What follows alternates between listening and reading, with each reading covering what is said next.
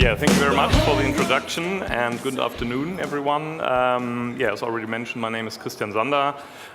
We develop with Dear Reality, we develop advanced 3D audio and virtual acoustics software and tools for content creation in VR, AR, named XR, 360 video games and music. And our claim usually is that we are working on the future of audio production. I will get to that later on. I will give a quick intro in spatial audio and tools. Daniel will talk a little bit about formats. Then I'll give a quick overview on the workflows to start in 3D audio. And then Daniel will talk a little bit about the projects. So maybe you introduce yourself, maybe just about us. We are a partner of Sennheiser, recently invested this year in us, but we're only doing software, and Sennheiser is more doing the hardware stuff. So hi, my name is Daniel Deboy, and as Stefan introduced already, I'm a sound engineer, and I've been working indeed at CERN for a couple of years, working on acoustic monitoring system for the LHC. So just to mention that, and that kind of bridges the gap for me between science and arts, and that had always been my kind of thing, I think. And that's also why we founded the company Delta Soundworks a couple of years ago. We are based in Heidelberg in a quite big recording facility that we shared with 12 freelance engineers. We're working in pop music production, classical music production, and so forth. And our main field of work is sound design. And we are specialized in sound design for virtual reality content and other immersive media, which could be full dome cinema or traditional media as well, as I will explain a little later. And so here's a picture of our recording studio. And now let me show you what we're creating with spatial audio in XR. We begin slowly, feeling safe, and so gradually, the ship of life picks up pace, artificially raised.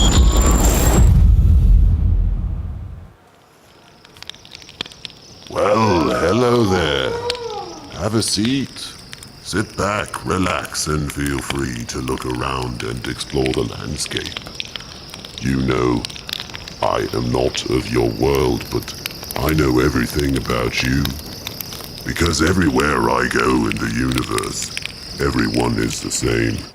You'll be able to actually go inside the heart to see the difference between a normal heart and a structurally abnormal heart with congenital heart disease.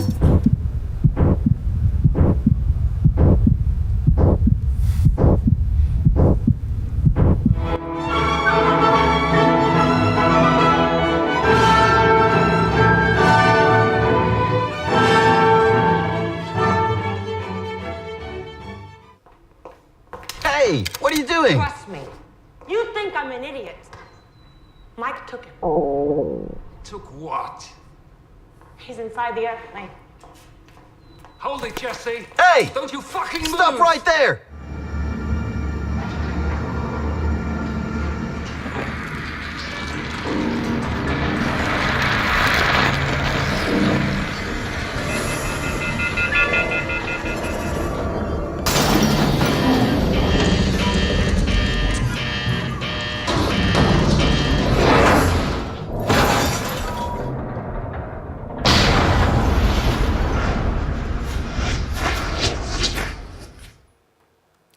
Right, so as you can see, we're already using some of the fantastic tools that Christian's company is developing, and so I will talk a little later a bit about why sound was important for a couple of these projects that you've just seen in a glimpse overview.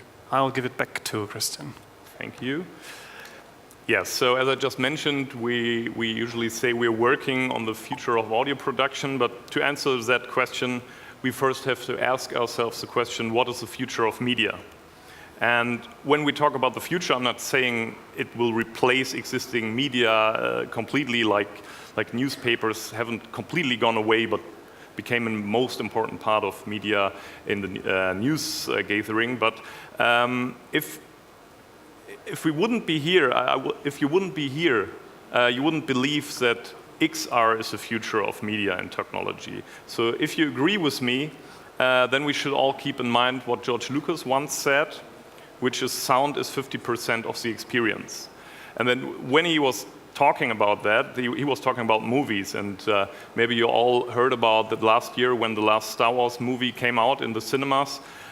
People were rioting because there was no sound there, and there was like 10 minutes no sound, and people were going crazy, and the staff had to call the police because they were completely crazy about that. And that also shows how important sound is for an experience, and that even applies more for any immersive media and production in the future.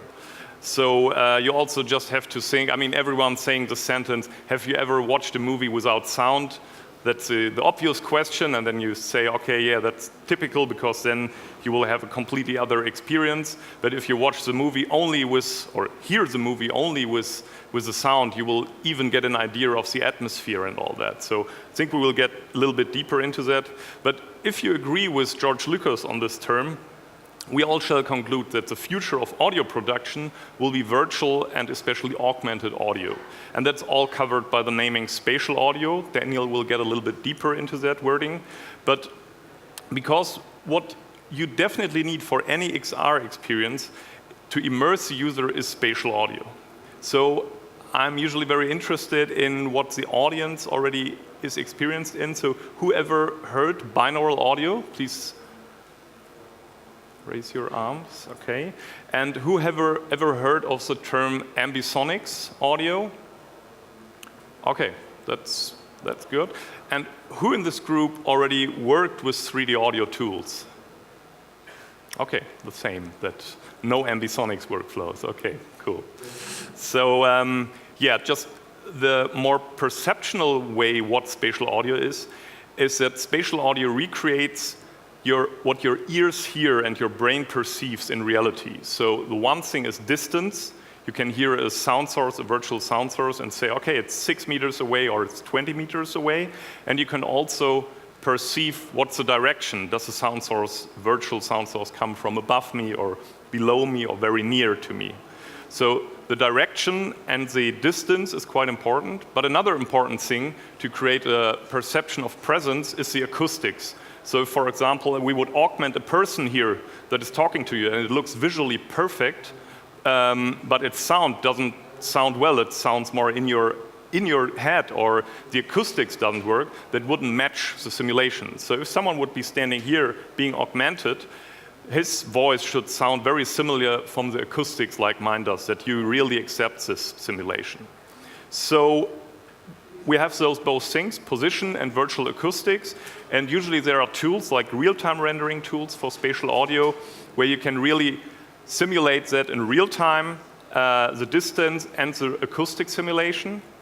That's possible in Digital Audio Workstation. All of you that worked with 3D audio know what it is. And on the other hand, there are tools for Unity, the most important game engine worldwide, where you can also render 3D audio in real time for headphones or other playbacks formats. So I think I'm going to hand over to Daniel to talk a little bit more about the formats. Sure.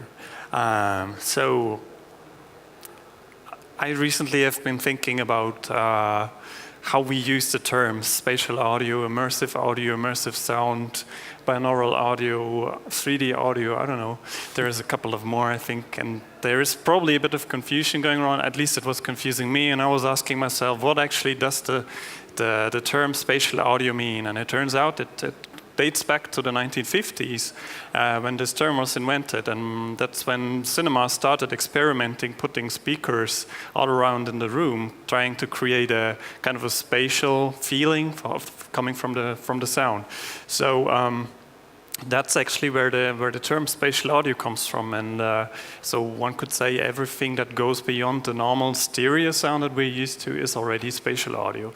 That includes also surround sound, and surround sound, as you all know, is a format that was invented for the cinema actually, and it extends the normal stereo sound where you have two speakers in front of you with a couple of more speakers on the horizontal plane that enable you to put sounds to the back and all around on the circle around you.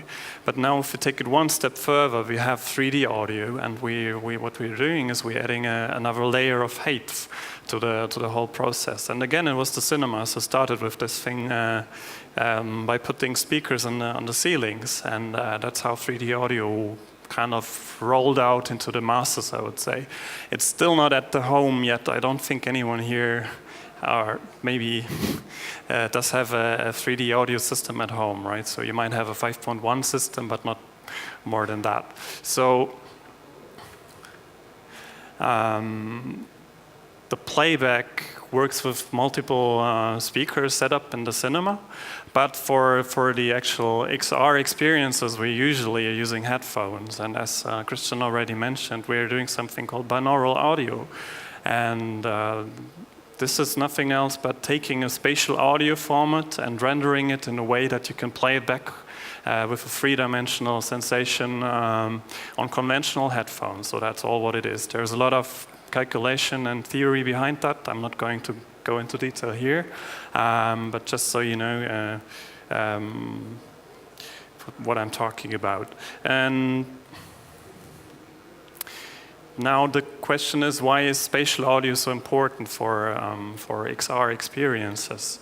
And well, the answer to that is very simple, I think, because with our eyes, we can only see a certain amount of view field, which is about 110 degrees of field of vision that we can cover with our eyes at one time. But with our ears, we can at any time cover the whole 360-degree space around us. So the spatial audio can help us to actually steer the listener or the user of the experience towards a certain direction, which we could not do with the visuals themselves. Because if you imagine there's something happening behind you, you kind of need to trigger the user to turn around and look in the back. And this is something that spatial audio can do. And in order to properly do that, it needs to be able to be rotatable, like the visuals are on the headset. And we usually have head tracking in the headsets. And so this is mostly like in any headset, I think, that you can find for VR playback. And not all of them have the room scale, so the position in the room. So that's two different things, I would say. And just to mention, with the head tracking, we have the 3 degrees of freedom for the rotation. And when we include the position in the room, we have another 3 degrees of freedom, which is the position in the room. So we end up with 6 degrees of freedom, as you all know. And this is important for us sound designers to know in order to choose the right spatial audio format, as you will see in a minute. And then, of course, there is kind of two types of content, I like to say, which is content with a linear timeline that is predictable, that we know at this time point there will be this event happening and we can put the sound there. So this is pretty much what happens in cinema, sound design, and also in 360 video.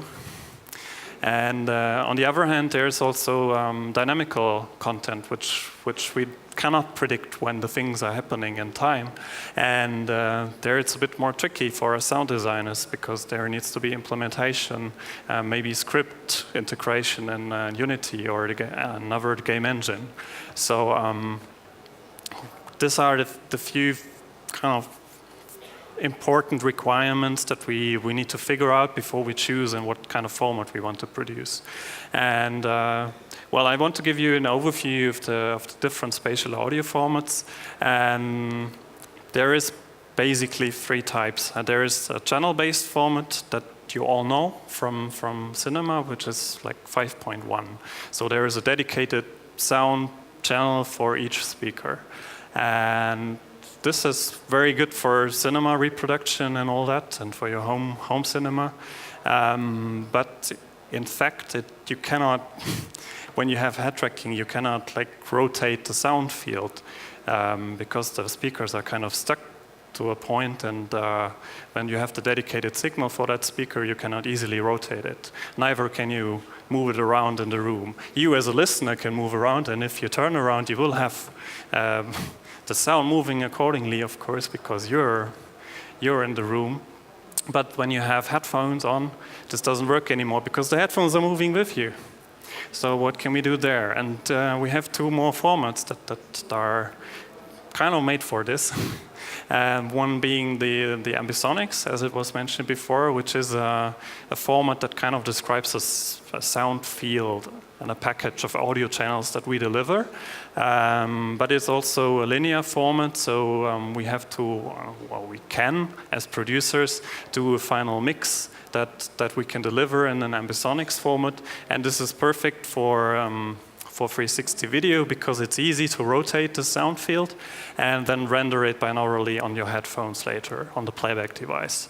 And then there is object-based audio, which is kind of the pinnacle, if you want, which is what happens in game engines since, I don't know, 20 years already at least, where you typically have mono sound effects, and then you place them somewhere in the virtual room, and then when there is the playback in the engine, it will be rendered accordingly. And again, here, if you want to have 3D audio feeling, then we need binaural rendering.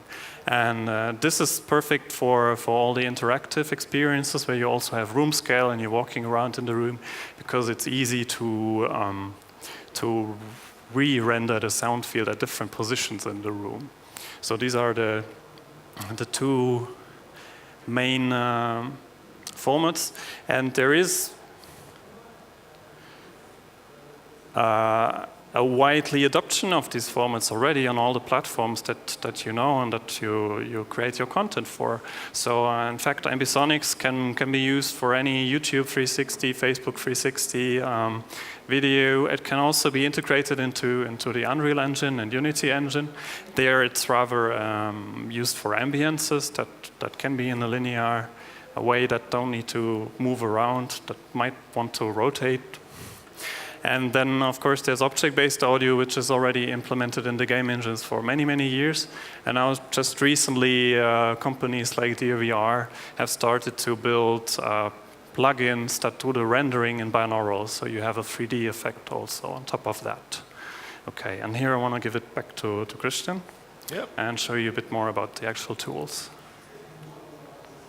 So, yeah, since we know a little bit more about the different formats that we have, you just explained that like object-based formats are like the most advanced formats, because each sound source really has a position and is a sound source. And but I mean, there are of course some disadvantages, because if you say you're in a room here where you have like 50 different sound sources, people from outside, like humming of the lights or anything, you will get like to 30 sound sources, which is a lot of data you would have to transfer even if you want to be live or in real time. So each format has its advantages, disadvantages, and if we think about the technology that renders all that, every great piece of technology is nothing without the tools to apply it. So if you look at an XR editor, where you can work within the medium, that's totally already made in the visual world. So if you look at the 2D tools for XR, like Maya, 3D Max, Cinema 4D, that were the Asian workflows for visual parts, and now we are having in the visual world within XR tools like Tilt Brush, Google Blocks, where you're able to create visuals within the medium. So who in this room already knows Tilt Brush? I hope most of you.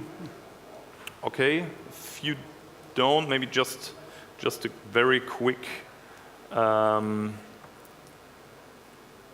those. So you can paint within VR. I mean, this is more XR, but you get the idea what you can do within the medium. And so if we look at the audio world, as Daniel already mentioned, we have 2D tools to work on a digital audio workstation on your 2D screen. But on the other hand, you also, in this case, need to decide within the medium, if you like mixing in VR experience like Daniel does, you are there and you hear a sound source, how the user would perceive it lately in the simulation, and then you say, oh, this sound is too loud. Then the Asian workflow was, you put off your headset, look inside the audio workstation, change the level, and change it by thinking, okay, it were like 2 dBs or 3 dB, put back the headset on, start it again, and hear, oh, no, that was too less, I have to start again. And this iteration times get a lot faster if you're able to mix within VR or AR. So we created a tool that's called Spatial Connect, because we believe that content creation has to take place within the medium. And also for audio production, there is a pipeline within XR needable. So let me show you a quick video, and if you already have seen some scenes of that video in Daniel's video, but if you see there are like sources, and this is really like the object-based approach, where you really can decide, okay, this sound source needs to be positioned there, this sound source needs this acoustics, and you immediately can perceive what the user later will perceive, and that's very important also on the sound side.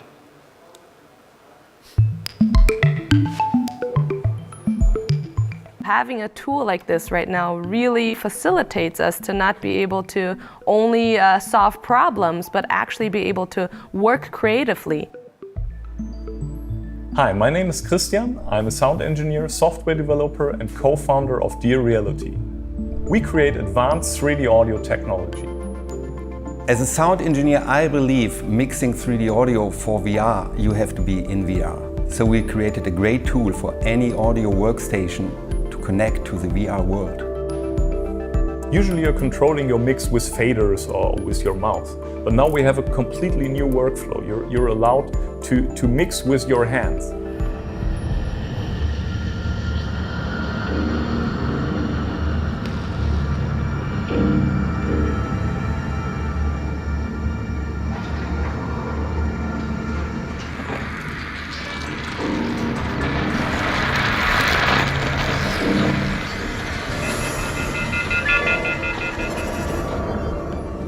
For the first time I've been mixing in VR. It really helps for the workflow to quickly see where you position the objects, and you can really get a much better feeling how the objects are placed, and especially when it comes to distance, you really get the feeling only when you're in VR.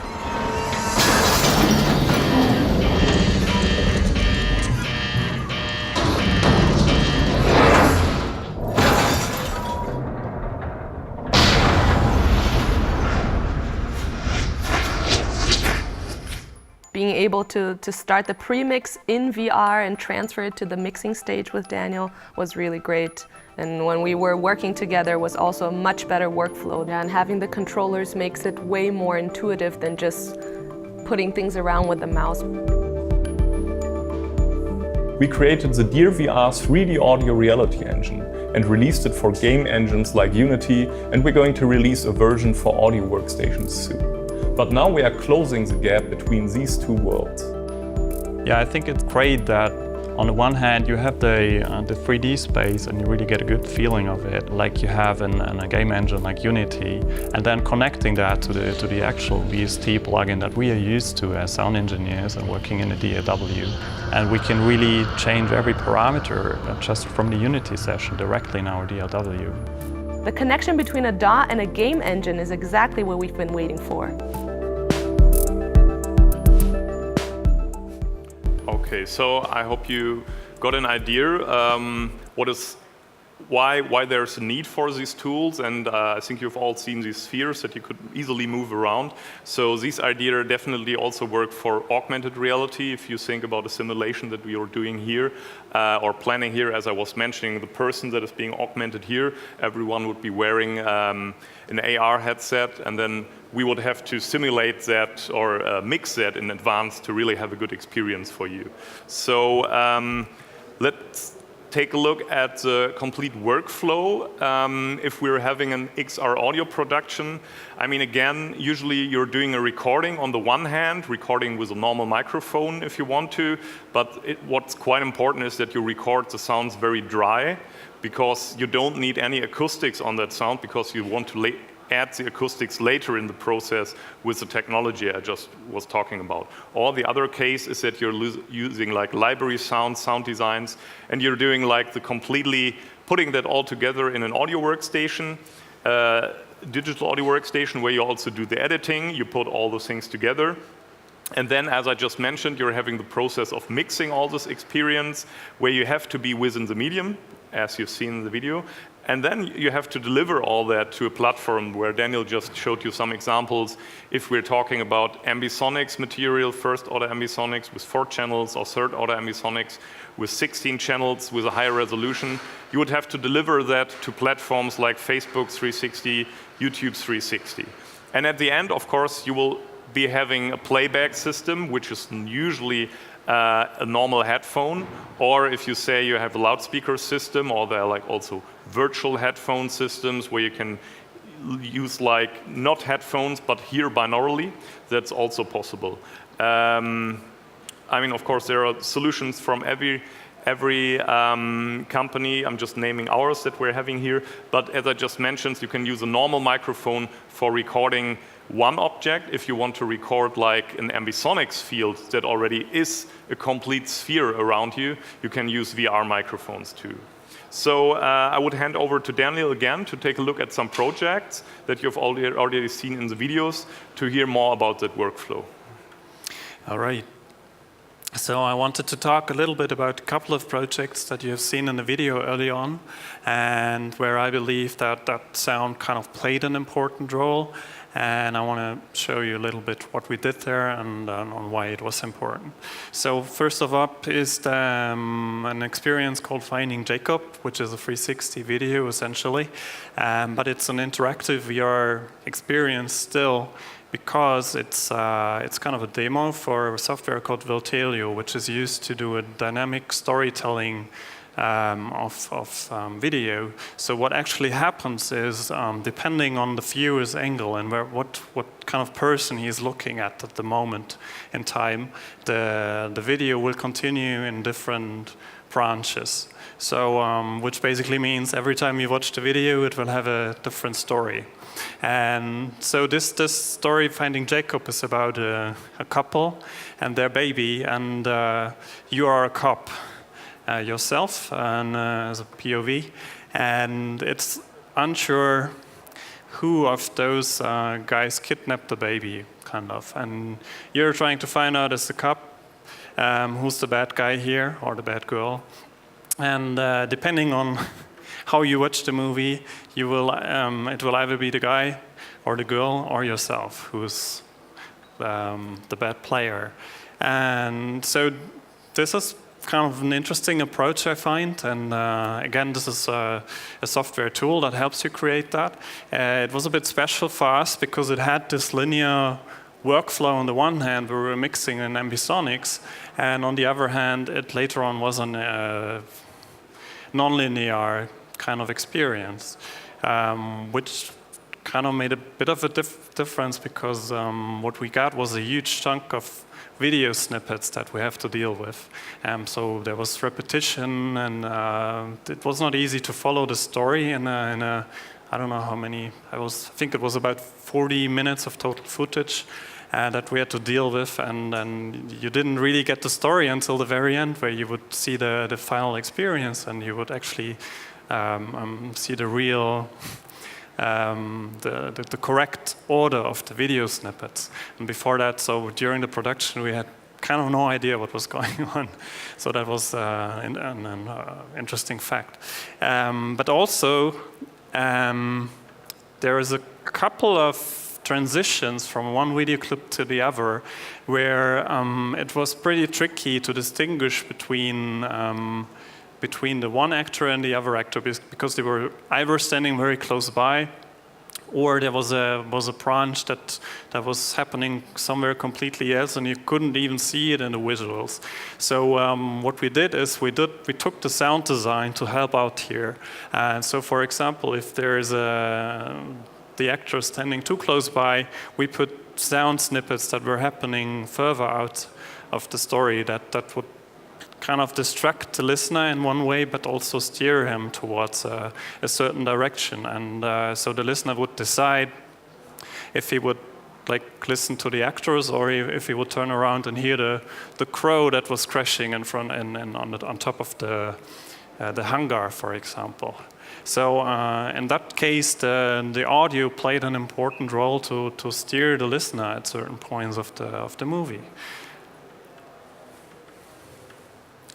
The next project is an educational application, which I feel very honored that we had the chance to work on, which is called the Stanford Virtual Heart. And it's an educational application to show congenital heart defects. And it is done by people from the Stanford University and the hospital there, and the company called Lighthouse. And yeah, it's about to learn about different heart defects as a student, as a medical practitioner who is doing the surgeries, which are really, really difficult surgeries to do that can last up to 12 hours. So it's a really good idea to get a better feel of the actual heart defect before you get into the real deal. And so far there has only been two-dimensional, symbolic, textbook-like material to learn from. And what they did, they created a 3D model of the heart defect, and you could like open up the heart, look inside. You could even go inside the heart and find out about this heart defect, and you could even do a virtual surgery to fix the actual heart defect here. And so when we approached the developers about 2 years ago, I think, we were checking out the application and there was no sound at all. And we were asking, hey guys, what do you think about adding some sound effects here and there? And we were just thinking some gimmicky additional sounds. And then they were quite happy with that idea and we started working on it. And then at some point we figured out, actually the diagnosis of heart defects very often happens in the first place by a stethoscope. So it's a doctor listening to the heart. And so there will be abnormal heart sounds that they detect, and then they will do further investigation. So actually the sound here plays a very, very important role for the student as well. So we had to start creating all these different heart defect sounds. There's like the normal lapped-up sound that you would all know from a healthy heart. And then additionally, when there is a hole between two heart chapters, for example, there would be a blood flow, an abnormal one, that would create kind of a murmur sound.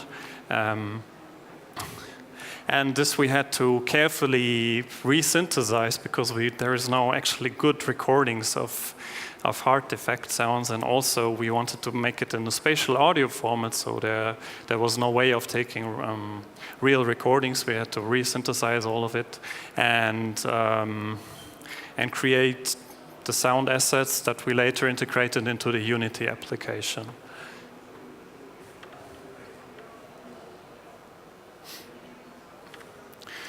The third one is a kind of a case study that we did for one of our clients. They are building a new full-dome cinema, which is in a science center in Heilbronn.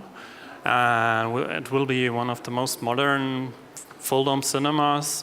Just in case you don't know what full-dome means, it's kind of a planetarium where you have a 360 space around you with projectors, and you can project a 360 video essentially on a huge plane. And what they also have, of course, is a 3D audio system, so they have multiple speakers set up in the room.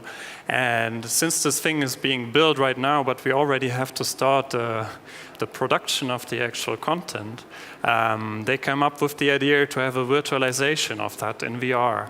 And according, of course, there was the visual is easy because it's a normal 360 video, where they rendered in the virtual cinema space, so you would see the seating and all that. I think you've seen it in the video clip if you remember.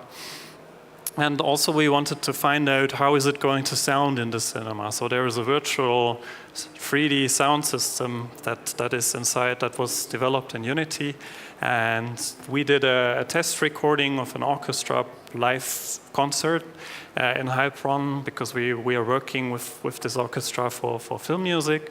So we had the chance to record one of the concerts with a 360 camera, and we set up our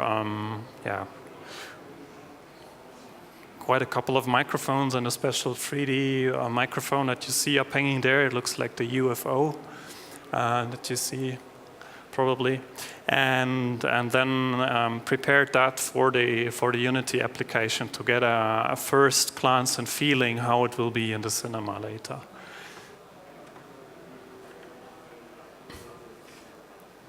I think we have a couple of minutes, right?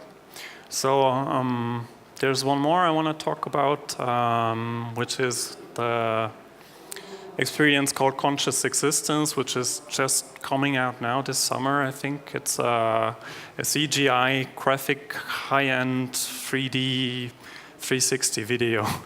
And it's kind of a journey inside our conscious inner self, I would say. So there's a lot of really nice landscapes and of course all virtual, but they look very realistic at times. And we wanted to support, or the story is supported by narration. We were actually hearing the first test of this narration, and then we decided that it would be much more intense if it would be narrated by a child.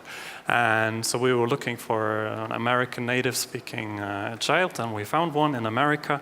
It was a bit tricky to do a remote recording with them, but in the end it worked. And yeah, so there's the narration guiding us through the story, but on top of that, there's also soundscape supporting the visual landscape that we are seeing.